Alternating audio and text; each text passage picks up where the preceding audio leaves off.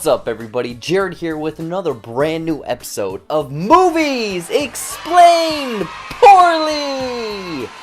Yeah, I'm just as surprised as you are. So after a pilot episode and 2 full episodes, the executives over at JB Studios decided that, let's just give it a shot. Let's give them a whole season. So if you like this show, great. If you don't, you. Anyways, as a reminder, in this hat are a bunch of random movies that I've never seen. I'm going to pull out 5 different ones, try to explain them, and then look up the actual plot synopsis to realize how off I am. Alright, let's get into it with number 1. 2002, The Ring. It's this creepy horror film, but it kind of follows around this family that's kind of like Hicks or whatever, but they have a really pretty daughter, but they're like, hey, no daughter of mine's gonna be pretty, and throws her down a well for some reason. That doesn't really make sense, and it also doesn't really make sense that the mom was like filming it with a VHS recorder the whole time. That whole plot thing is a little bit murky. Anyway, since she died, she's on tape. It's a cursed tape, but then it gets into circulation because the parents, they really loved renting movies and they accidentally returned that movie instead of Pootie Tang, so therefore it got into circulation. The movie just goes back and forth to all of these people. The cursed girl makes up this weird rule where you're alive for a week and then you're gonna die. I don't know, it takes place in 2002. I'm a little surprised why people are still renting VHS tapes. But then there's a scene where she crawls out of a TV and they're like, Cindy, your TV's leaking. Actually, that's Scary Movie 3, but she kills everyone. Okay, so the plot synopsis to The Ring is, it sounds like just another urban legend. A videotape filled with nightmarish images leads to a phone call, foretelling the viewer's death in exactly 7 days. Newspaper reporter Rachel Keller is skeptical of the story until 4 teenagers all die mysteriously exactly 1 week after watching such tape, allowing her investigative curiosity to get the better of her. Rachel tracks down the video and watches it. Now she just has 7 days to unravel the mystery. Kinda does make sense, because I had Attack of the Clones on VHS, but still. Next up is 1942's Casablanca. Totally know this one because it's the exact same plot line to 2001 Out Cold. Snowboarding movie, you need to see it. It's not that great, but I love it. Basically, it's the exact same. It's this forbidden love story, except Out Cold, you gotta take out all of the skiing and snowboarding. Side note, in Out Cold, Zach Galifianakis is in this movie. Everyone thinks that Hangover was his very first movie. No. 2001, Out Cold, go watch this movie. Anyways, Casablanca follows this tough guy. He owns like a bar. I think his name's probably like Tony or something. He's Italian. Anyways, he met this girl a long time ago. This came out in the 40s. Let's call her like Agatha or something. But anyways, they fell in love. They're having a good time. But then they broke up because she actually had a husband or something like that. She comes back to this town. She's trying to fool around with this guy, but she has a husband. It's really, it's forbidden love. Tony, the bar owner, also tells his bartender to always play it against Sam, so I'm assuming his name is Sam. She gets away at the end, and it's basically like the ending of La La Land. It's this lost love, like what could have been. So I'm probably not even close on this one. The plot to Casablanca is, Rick Blaine, who owns a nightclub in Casablanca, discovers his old flame Elsa is in town with her husband, Victor Laszlo. Laszlo is a famed rebel, and with the Germans on his tail, Elsa knows Rick can get them out of the country. I feel like this one's been redone or kind of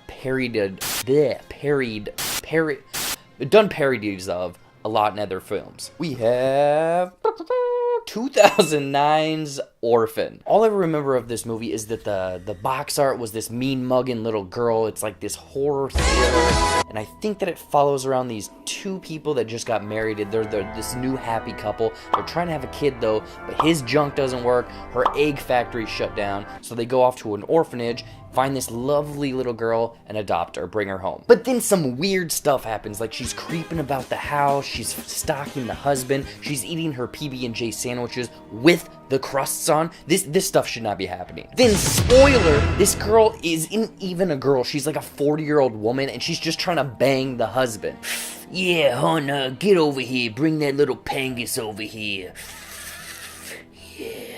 Then this woman kills the wife, bangs the husband, leaves the fridge door open, kills the husband, walks off into the darkness, and then finds another orphanage to sex up another daddy. Oh man, if I'm even remotely close on this, this movie just sounds hilarious. Devastated by the loss of their unborn baby, Kate and John decide to adopt a child. At the orphanage, both are drawn to a little girl named Esther, and soon the couple take their new daughter home. But when a dangerous series of events unfolds, Kate begins to suspect that there is something evil lurking behind the child's angelic exterior. This movie sounds ridiculous. It sounds like a Benjamin Button mixed with a Brazzers Daddy Crush fetish. Number 4 is 2005's Brokeback Mountain. Okay, I know that this stars the late great Heath Ledger and Jake Gyllenhaal. They're these cowboys. They're going off into the mountains. It's this absolutely heart-wrenching story of these two lovers who can't be lovers. They go off, they try to find an escape. Some might even say they have a release together. And the thing is, this is a very much in-your-face climax at the very end of it. Oh geez, that sounded bad. The actual plot to Brokeback Mountain is, in 1963, rodeo cowboy Jack Twist and ranch hand Ennis Del Mar are hired by rancher Joe Aguirre, played by Randy Quaid. Oh, hold on, Randy Quaid is in this movie? Why is he in here? As sheep herders in Wyoming, one night on Brokeback Mountain, Jack makes a drunken pass at Ennis that eventually is reciprocated. Though Anas marries his longtime sweetheart, and Jack marries a fellow rodeo rider, the two men keep up their tortured and sporadic affair over the course of 20 years. I mean, I thought it was a pretty much easy one. It's cowboys just making love up in the mountains. I got pretty close. Finishing us up is 1999's Eyes Wide Shut. This is a Stanley Kubrick film. I think it's his last one. He likes to throw weird stuff in there, whatever. Tom Cruise stars, Nicole Kidman. They're married. They're a happy couple. Weird thing is that doesn't make sense because Tom Cruise is about 2 feet taller than her in real life. Anyways, like I said, they're married, but she fantasizes about fooling around with another dude, you know, maybe even having old Tommy in the corner with, you know, a video camera, just kind of like there, like watching. Nicole Kidman, she does her thing, but Tom, he's like, I need to go find some booty. So he goes out, he tries to find this like sex club or whatever. Then he finds out, he goes down into this New York sex club, finds out that it's basically like almost a borderline cult. They're doing a lot of weird stuff. Like there's some kinky stuff, like Cheese Whiz on some titties. Anyways, he falls in love with this sex cult, he leaves his wife, and then the camera slowly pans out, and above the sex dungeon is a sign that says, Scientology.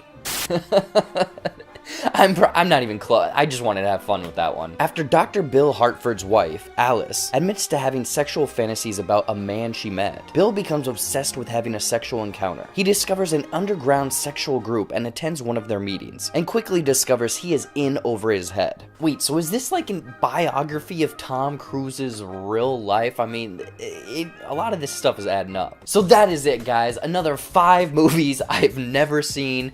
Horribly tried to explain. What did you guys think of this video? Did you guys like it? Are you ashamed that there's some movies that I haven't seen? What other movies do I need to see? What movies do you want me to try to explain? Let me know in the comments down below. Anyways, guys, as always, thank you so much for watching. There's more videos over there. Seriously, click those. Check out maybe even the first, second, or third episode of Poorly Explained. They're great.